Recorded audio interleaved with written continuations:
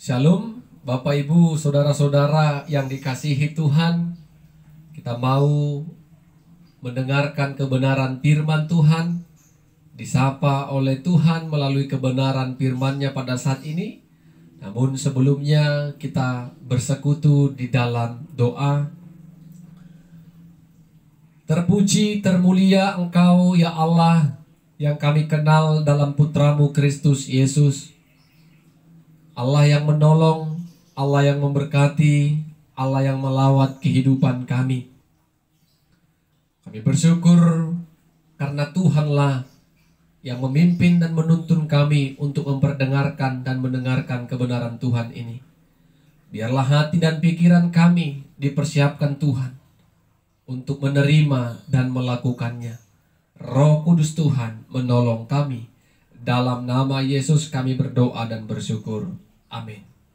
Saudara-saudara, ibu bapak yang diberkati Tuhan, firman Tuhan menyapa kita pada saat ini dari Mazmur pasal 23, ayat pertama sampai ayatnya yang ke-6. Mazmur pasal 23, ayat pertama sampai ayat yang ke-6.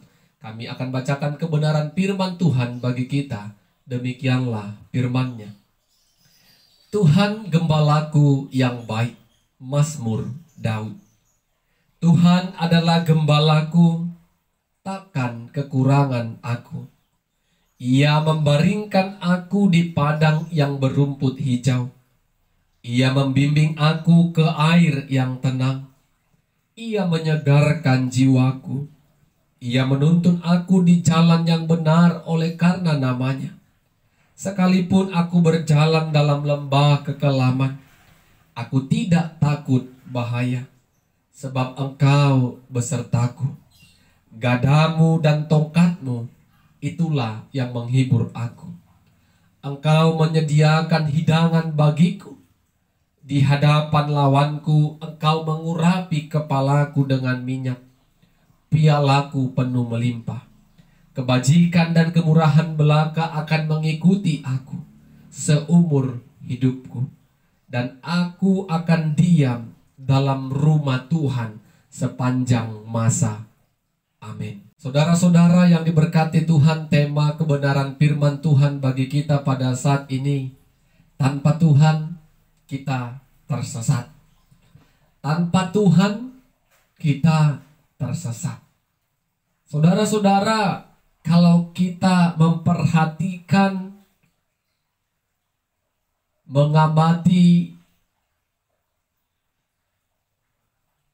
kawanan domba, kambing atau lembu sapi, tanpa seorang pengembala, atau bisa kita sebut dengan pengangon, maka kawanan kambing atau domba atau lembu sapi akan dapat tercerai-berai. Tidak lagi di dalam satu kawanan.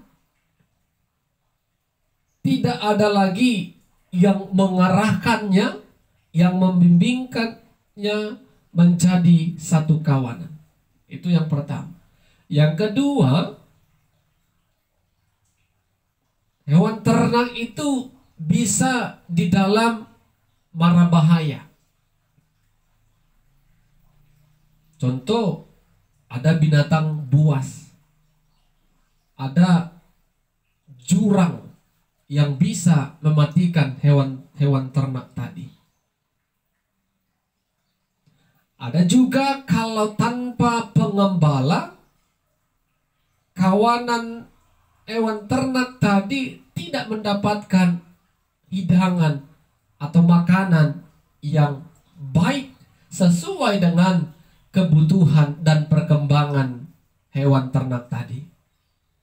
Jadi sesungguhnya peran dari pengembala, pengangon itu sangat dibutuhkan untuk menjaga, merawat, memperhatikan, mengarahkan,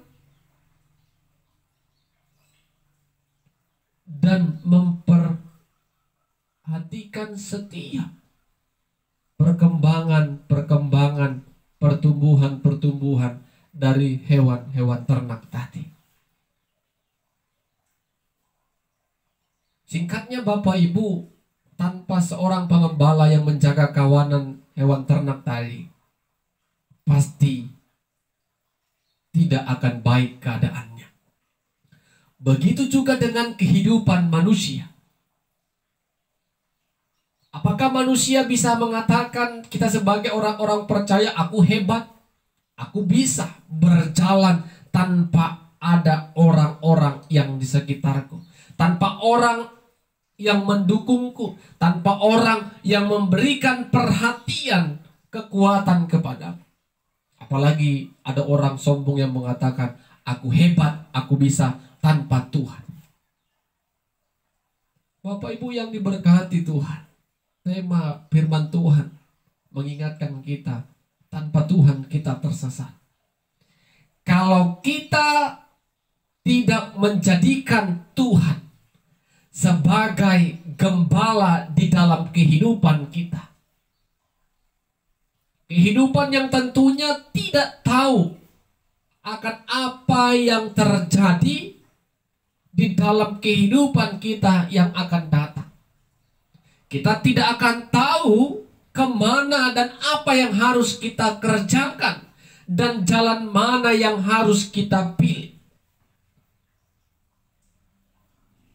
Kalau Tuhan juga tidak kita jadikan gembala kita, kita juga bisa hidup di dalam pergumulan, penderitaan, kesusahan, yang tidak akan ada yang memberikan penghiburan bagi kita. Tidak ada manusia yang tidak pernah bergumul atau berduka cita.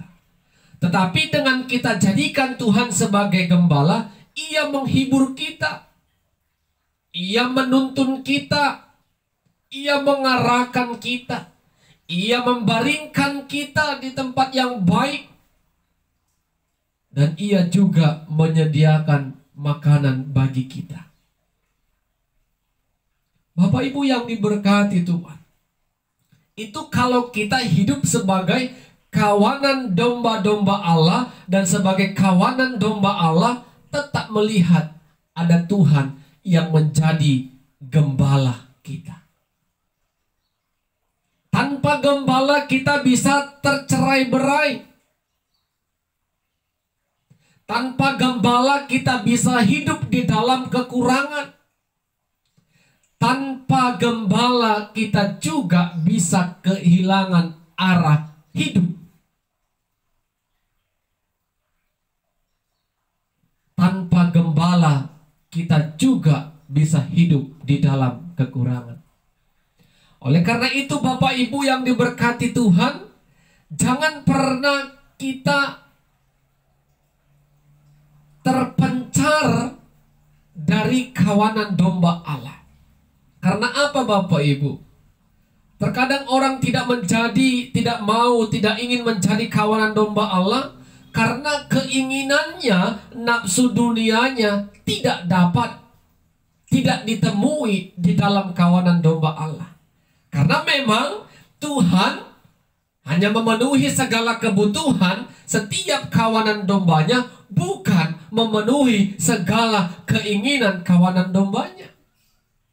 Jadi terkadang kita mau meninggalkan kawanan domba Allah hanya untuk memenuhi hasrat, keinginan daging atau nafsu dunia kita.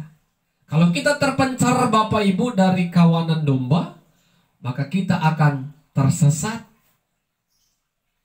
Jadi apa yang telah Tuhan sediakan pada kawanan domba, mari kita nikmati dan kita ucapkan syukur kepada Tuhan. Jadi mari Bapak Ibu yang diberkati Tuhan, jangan lagi ragu, jangan lagi takut untuk menetapkan dalam hidup kita, dalam hidupmu, menjadikan Tuhan pemimpin, Tuhan gembala di dalam kehidupan kita. Tentu kita katakan dalam diri kita, aku kan kepala rumah tangga, aku kan bos, Aku kan pemimpin dalam perusahaan ini. Aku kan pemimpin dalam gereja itu. Itu hanya kata-kata dunia. Tetapi sesungguhnya gembala atau pemimpin yang sungguh-sungguh adalah Tuhan. Tuhan yang memimpin kita untuk melakukan apa yang boleh berkenan di hadapan Tuhan. Tuhan yang mengarahkan kita. Tuhan yang mencukupkan kita dalam setiap kebutuhan kita. Tuhan tidak akan pernah memberikan kita kekurangan. Di mana ada berkat, Tuhan akan bimbing kita, pimpin kita untuk menikmati berkat itu. Tuhan sendirilah yang akan bertindak di dalam kehidupan orang-orang percaya sebagai kawanan domba Allah yang menaruh kepercayaannya yang utuh kepada Tuhan sebagai gembala. Ya, karena itu Bapak Ibu yang diberkati Tuhan, jangan merasa hebat, karena itu adalah sebuah kesombongan. Kita butuh Tuhan. Tuhan yang memelihara, Tuhan yang melawat, Tuhan yang membimbing. Dan tanpa Tuhan kita kehilangan arah untuk memperoleh keselamatan. Amin, kita berdoa. Terima kasih Tuhan buat berkat-Mu yang sungguh memberkati kami. Kami diingatkan kembali kalau Tuhanlah yang menjadi gembala dalam kehidupan kami.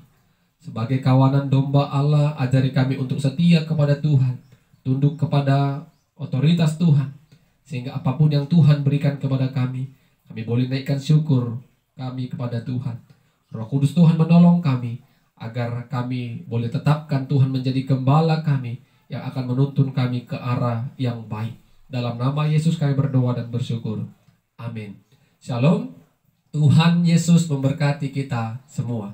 Shalom Bapak Ibu, saudara-saudara yang diberkati Tuhan. Sebelum kita disapa oleh kebenaran firman Tuhan, mari kita bersatu di dalam doa. Kami memuji, memuliakan nama-Mu ya Tuhan. Dengan segala kerendahan hati, hormat kami kepada Tuhan, mensyukuri setiap berkat dan kasih karunia Tuhan dalam kehidupan kami. Terima kasih buat kesempatan pada saat ini Tuhan pimpin kami melalui pertolongan Roh-Mu untuk boleh mendengarkan kebenaran Tuhan. Biarlah firman-Mu yang akan kami dengar bersama-sama. Kami boleh mengerti, memahami, dan dimampukan Tuhan untuk melakukannya. Roh Kudus menolong kami. Dalam nama Yesus kami berdoa dan mengucap syukur. Amin. Saudara-saudara, ibu bapak yang diberkati Tuhan, firman Tuhan menyapa kita pada saat ini dari 1 Yohanes pasal yang ketiga, ayat pertama sampai ayatnya yang ke-7. 1 Yohanes pasal yang ketiga, ayat pertama sampai ke-7. Kami akan bacakan kebenaran firman Tuhan bagi kita. Demikianlah firman-Nya. Lihatlah betapa besarnya kasih yang dikaruniakan Bapa kepada kita, sehingga kita disebut anak-anak Allah. Dan memang kita adalah anak-anak Allah. Karena itu dunia tidak mengenal kita, sebab dunia tidak mengenal Dia. Saudara-saudaraku yang kekasih, sekarang kita adalah anak-anak Allah, tetapi belum nyata apa keadaan kita kelak. Akan tetapi kita tahu bahwa apabila Kristus menyatakan dirinya, kita akan menjadi sama seperti Dia, sebab kita akan melihat Dia dalam keadaan yang sebenarnya. Setiap orang yang menaruh pengharapan itu kepadanya, menyucikan diri sama seperti Dia yang adalah suci. Setiap orang yang berbuat dosa melanggar juga hukum Allah, sebab dosa ialah pelanggaran hukum Allah. Dan kamu tahu bahwa Ia telah menyatakan dirinya supaya Ia menghapus segala dosa, dan di dalam Dia tidak ada dosa. Karena itu setiap orang yang tetap berada di dalam Dia tidak berbuat dosa lagi. Setiap orang yang tetap berbuat dosa tidak melihat dan tidak mengenal Dia. Anak-anakku, Janganlah membiarkan seorang pun menyesatkan kamu. Barang siapa yang berbuat kebenaran adalah benar, sama seperti Kristus adalah benar. Amin. Saudara-saudara, Bapak Ibu yang diberkati Tuhan, tema kebenaran firman Tuhan bagi kita saat ini menjadi anak Allah yang melakukan kebenaran. Menjadi anak Allah yang melakukan kebenaran. Saudara-saudara, sebelum kedatangan Yesus Kristus sebagai Tuhan dan Juru Selamat kita yang hidup, tentu hubungan manusia kepada Allah dalam keadaan tidak baik. Karena dosa yang menjadi jarak pemisah, sehingga kita tidak bisa berkomunikasi, berhubungan dengan Tuhan. Tetapi karena kasih Allah kepada manusia yang teramat besar, sehingga kasihnya itulah yang bisa membuat kita memiliki hubungan yang baik kembali kepada Allah. Tentu sebagai orang percaya, semua kita sudah mengimani dan percaya. Bagaimana kita melihat kasih Allah? Tentu melalui kehadiran Kristus Yesus yang telah lahir, mati, dan bangkit. Di sanalah terlihat dengan sangat jelas kasih Allah yang begitu besar yang telah menyelamatkan kehidupan manusia. Orang-orang yang menaruh kepercayaan yang teguh dan sungguh kepada Kristus adalah orang-orang yang telah diselamatkan dari dosa. Jadi ibu bapak, saudara-saudara yang diberkati Tuhan, penebusan dosa itu yang seharusnya kita yang disalibkan, seharusnya kita yang menanggung segala dosa yang kita perbuat, tetapi Kristus Yesus telah memberikan dirinya untuk disalib, menjadi korban penghapusan dosa umat manusia yang berdosa. Bapak Ibu saudara-saudara yang diberkati Tuhan, itu bukan karena kebaikan atau pelayanan kita yang sungguh, perbuatan yang kita kerjakan, bukan. Tetapi hanya karena kasih karunia Tuhan kita beroleh keselamatan. Saudara-saudara, sehingga status kita berubah. Yang dulunya kita memiliki jarak dengan Allah karena dosa, karena kehadiran Kristus, status kita berubah menjadi anak-anak Allah. Karena itu yang dikatakan firman Tuhan dalam Yohanes 1 ayat 12. Kita diberi hak menjadi anak-anak Allah. Jadi orang-orang yang telah diselamatkan melalui Kristus Yesus, percaya kepada Kristus Yesus, telah memiliki hak menjadi anak-anak Allah. Tentu sebagai anak-anak Allah, Bapak Ibu yang diberkati Tuhan, apa yang dialami, apa yang dikerjakan oleh Kristus Yesus semasa hidupnya, itu menjadi teladan di dalam kehidupan kita. Kalau dunia membenci Yesus karena kita sebagai anak Allah, dunia juga akan membenci kita. Kalau dunia tidak mengenal Yesus sebagai anak Allah, maka dunia juga tidak akan mengenal kita. Jadi jangan kita terkejut atau bingung, kenapa dunia, kenapa orang-orang dunia sulit menerima kehadiran kita, sulit percaya akan apa yang kita katakan. Karena Yesus sendiri pun sebagai anak Allah telah ditolak, telah dibenci, dan orang tidak mau mengenal Dia sebagai juru selamat dunia. Sehingga Bapak Ibu yang diberkati Tuhan, tentu sebagai anak Allah, penderitaan adalah bagian dari kehidupan anak-anak Allah. Apakah karena penderitaan kita mundur? Tidak. Karena adanya penderitaan, iman kita seharusnya semakin teguh dan kokoh kepada Tuhan.